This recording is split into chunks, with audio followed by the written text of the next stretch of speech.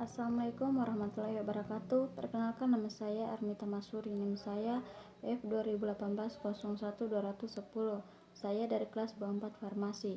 Di sini saya akan mempresentasikan hasil PPT saya yang berjudul Hubungan Kuantitatif Struktur dan Aktivitas, atau juga disingkat dengan HKSA. Oke, langsung saja kita pada intinya. Hubungan kuantitatif struktur aktivitas atau juga disingkat dengan HKSA. Bagian penting rancangan obat dalam usaha mendapatkan obat baru. Dengan poin pertama, aktivitas lebih besar.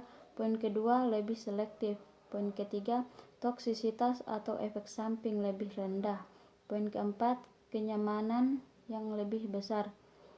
Poin yang kelima, lebih ekonomis. Faktor coba-coba ditekan sekali mungkin. Alur sintesis lebih pendek. Oke, kita masuk pada tujuan HKSA. Yang pertama itu untuk memperdalam pemahaman atas apa yang terjadi bila ada interaksi antara obat dengan reseptor.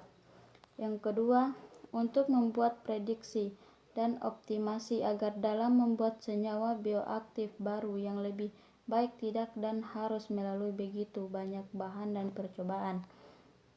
Poin ketiga, untuk memperoleh pengertian tentang modus aksi suatu obat dan turun-turunannya. Selanjutnya, model Free-Wilson. Disebut juga model de novo dikembangkan oleh S.M. Free dan J.W. Wilson 1964. Dasar perkiraan. Masing-masing substituen pada struktur senyawa induk memberikan sumbangan terhadap aktivitas biologis. Yang kedua, sumbangan tersebut tidak dipengaruhi oleh substituen lain. Poin yang ketiga, bisa digunakan untuk obat yang belum diketahui cara kerjanya. Sifat fisik, kimia, dan uji biologis lebih lambat daripada sintesisnya. Kita masuk pada model Free-Wilson. Keuntungan di sini terbagi atas 4, yaitu dapat dikerjakan dengan cepat.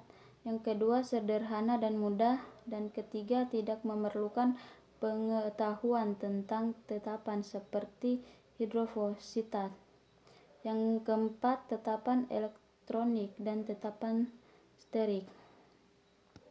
Kelemahannya di sini, yang pertama, menghasilkan persamaan yang hanya dapat memprediksi turunan senyawa baru dalam jumlah terbatas. Yang kedua, tidak dapat digunakan untuk memprediksi gugus lain yang berbeda dari jenis gugus yang digunakan pada analisis.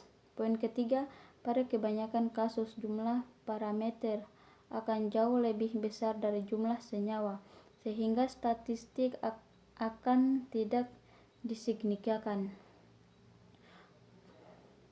Selanjutnya, model Hans. Dikembangkan oleh Hans 1963 dengan konsep hubungan struktur kimia dengan aktivitas biologi, atau juga disebut dengan log 1/C. Suatu turunan senyawa dapat dinyatakan secara kuantitatif melalui parameter 2, sifat fisika kimia dari substituen, yaitu parameter. Yang pertama, hidrofobik atau lipofilik. Kedua, elektronik. Yang ketiga, sterik. Disebut model hubungan energi bebas linear. Kita masuk pada kesimpulan. Model ini banyak dipakai dibandingkan Free-Wilson karena dengan beberapa fisika kimia kemungkinan dibuatnya prediksi secara ekstrapolasi. Suatu hal yang tidak dilakukan dengan modul Free-Wilson yang diperkirakan hanya terbatas berlaku dalam jelajah parameter substituen yang bersangkutan saja.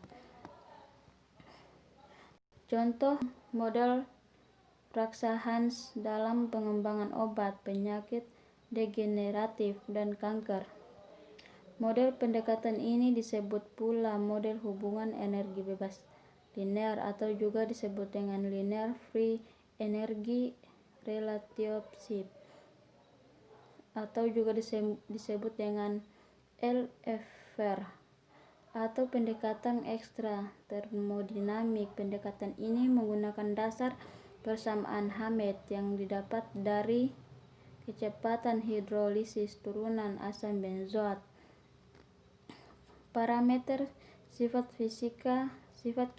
kimia fisika yang sering digunakan dalam HKSA model Hans adalah parameter hidrofobik dan elektron. Mungkin itu saja hasil PPT dari saya. Selebih dan kurangnya mohon dimaafkan. Wabillahi taufiq wal hidayah. Wassalamualaikum warahmatullahi wabarakatuh.